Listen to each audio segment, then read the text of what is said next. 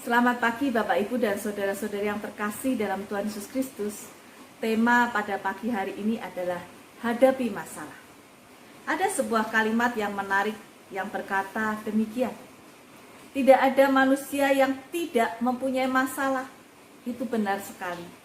Setiap manusia pasti punya masalah, berbagai macam bentuknya dan juga di berbagai macam waktunya. Dan sebuah kalimat yang menarik lainnya lagi adalah berkata demikian. Meskipun dunia ini penuh dengan berbagai macam penderitaan, berbagai macam masalah, tetapi juga penuh dengan berbagai macam solusi, berbagai macam jalan keluar. Kita sama-sama akan mendengar dan membaca kisah di dalam Hakim-Hakim pasal 11 ayat 1 sampai dengan 11. Kisah seorang tokoh Alkitab bernama Yeftah. Adapun Yeftah, seorang Gilead itu adalah seorang pahlawan yang gagah perkasa. Tetapi ia anak seorang perempuan sundal. Ayah Yeftah ialah Gilead. Juga istri Gilead melahirkan anak-anak lelaki baginya. Setelah besar anak-anak istrinya ini, maka mereka mengusir Yeftah. Katanya kepadanya, "Engkau tidak mendapat milik pusaka dalam keluarga kami, sebab engkau anak dari perempuan lain." Maka larilah Yeftah dari saudara-saudaranya itu dan diam di tanah Tob.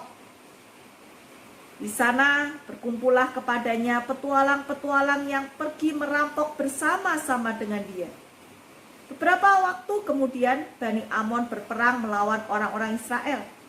Dan ketika Bani Amon itu berperang melawan orang Israel, pergilah para tua-tua Gilead menjemput Yeftah dari tanah Tob. Kata mereka kepada Yeftah, "Mari, jadilah panglima kami, dan biarlah kita berperang melawan Bani Amon." Tetapi kata Yeftah kepada para tua-tua Gilead itu, "Bukankah kamu sendiri membenci aku dan mengusir aku dari keluargaku? Mengapa kamu datang sekarang kepadaku pada waktu kamu terdesak?" Kemudian berkatalah para tua-tua Gilead kepada Yeftah, "Memang kami datang kembali sekarang kepadamu. Ikutlah kami dan berperanglah melawan Bani Amon, maka engkau akan menjadi kepala atas kami, atas seluruh penduduk Gilead." Kata Yeftah kepada para tua-tua Gilead, "Jadi jika kamu membawa aku kembali untuk berperang melawan Bani Amon, dan Tuhan menyerahkan mereka kepadaku, maka akulah yang akan menjadi kepala atas kamu." Kata para tua-tua Gilead kepada Yeftah, "Demi Tuhan yang mendengarkannya sebagai saksi antara kita, kami akan berbuat seperti katamu itu." Maka Yeftah ikut dengan para tua-tua Gilead, lalu bangsa itu mengangkat dia menjadi kepala dan panglima mereka.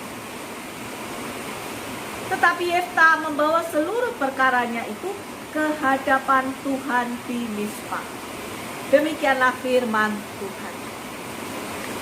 Dari kisah Yeftah, mari kita belajar beberapa hal. Ketika Yeftah menghadapi masalah, dia lahir dalam keadaan dia bukan terlahir dari perempuan baik-baik ibunya, tetapi dari perempuan sundal. Dia mendapatkan perlakuan yang tidak baik ketika masa kecilnya. Dia diperlakukan dengan tidak adil, masalah sudah dia alami sejak dia kecil. Dan ketika dia menjadi dewasa, besar, dia diusir oleh saudara-saudaranya karena dianggap dia bukan sebagai saudara kandung. Dia anak perempuan sundal. Permasalahan besar terjadi, dia harus menghadapi dunia yang keras. Tapi yang menarik di sini, Yeftah tidak membalas perlakuan itu dengan kemarahan ataupun tindakan-tindakan yang berbalik. Tindakan-tindakan kekerasan yang dia tunjukkan kepada saudara-saudara. Yeftah ketika diusir, dia mengalah, dia pergi meninggalkan saudara-saudaranya. Dan bahkan ketika itu dia tidak memiliki tempat untuk berteduh selain teman-temannya. Poin yang pertama adalah pengendalian diri. Ketenangan adalah kekuatan. Pikiran yang tepat adalah penguasaan. Yeftah berusaha mengendalikan diri. Yeftah berusaha untuk tenang. Dan yang kedua adalah ketika Yeftah diperhadapkan dan dipojokkan, dia harus keluar dari zona yang walaupun tidak enak tapi lebih nyaman dibandingkan dunia keras di luar sana. Dia terpaksa diusir. Dia justru semakin dekat dengan kesuksesan. Dia tahu ketidaknyamanan itu justru membentuk karakternya. Dia menjadi seorang pemimpin yang bisa memimpin berbagai macam karakter. Bahkan karakter-karakter yang keras dari teman-temannya. Firman Tuhan mengatakan sebagai berkumpullah kepadanya petualang-petualang yang pergi merampok bersama-sama dengan dia. Dia punya pasukan walaupun dalam hal yang negatif. Dan akhirnya ketika para tua-tua itu dalam keadaan terdesak, bangsa Israel berperang melawan Bani Amon, maka mereka datang kepada Yefta dan meminta Yefta sebagai panglima mereka berperang melawan Bani Amon. Tawaran yang menarik. Dan apa yang Yefta lakukan adalah dia membawa perkara itu kepada Tuhan di Mispa. Dengan kata lain, Yefta berdoa kepada Tuhan. Yefta minta pimpinan, hikmat dari Tuhan bagaimana menghadapinya. Bagaimana berperang dan bisa mengalahkan Bani Amon. Bukan dengan kekuatan yang dia miliki. Bukan pula dengan semata-mata pengalaman yang dia dapatkan. Dan Tuhan memberikan kemenangan kepada Yefta. Ada sebuah benda yang menarik yang saya ingin tampilkan. Apa itu? Yaitu glow stick. Sebuah benda lonjong begitu berwarna-warni. Ketika benda itu hendak dipakai, maka dia harus dipatah-patahkan, dibuat melengkung seperti gelang dan dipakai. Dan ketika dipatah-patahkan itu, justru benda itu bisa bercahaya dan benda itu bisa digunakan sebagai gelang ataupun sebagai tongkat yang digoyang ke sana kemari. Kita juga diminta seperti glow stick. Apa maknanya? Kalahkan masalah itu, kalahkan sekali lagi persoalan kehidupan itu dengan kebiasaan baik yang kita miliki. Masalah justru membawa dan memberikan kekuatan kepada kita. Oprah Winfrey berkata demikian, di mana tidak ada pergumulan, di situ tidak ada kekuatan. Tegarlah, menjadi pribadi yang kuat, jangan menyerah, sabarlah, teruslah berusaha.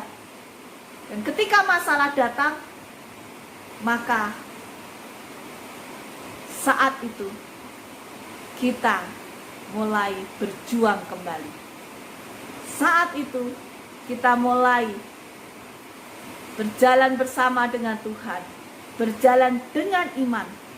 Ketika masalah itu datang, kita berpikir masalah itu tidak ada selama-lamanya. Masalah itu hanya sementara. Suatu saat pasti akan berlalu. Saudara saya, ketika saya menghadapi masalah, dia berkata demikian, Agnes, kamu tahu, ketika sebuah daun jatuh ke aliran sungai itu, dia mengotori aliran sungai itu. Tetapi daun itu tidak akan diam di aliran sungai di tempat itu, tapi dia akan dibawa mengalir. Demikian juga dengan masalah kamu. Masalah kamu akan berlalu dengan berjalannya waktu. Oleh karena itu, mari kita hadapi masalah dengan pertolongan Tuhan, seperti Yefta. Masa lalu yang buruk bukanlah menjadi hantu penghalang akan kesuksesan di masa yang akan datang. Justru sesuatu hal yang buruk, masalah yang kita hadapi, mempersiapkan kita untuk masa depan yang lebih baik. Tuhan memberkati kita semua. Amin.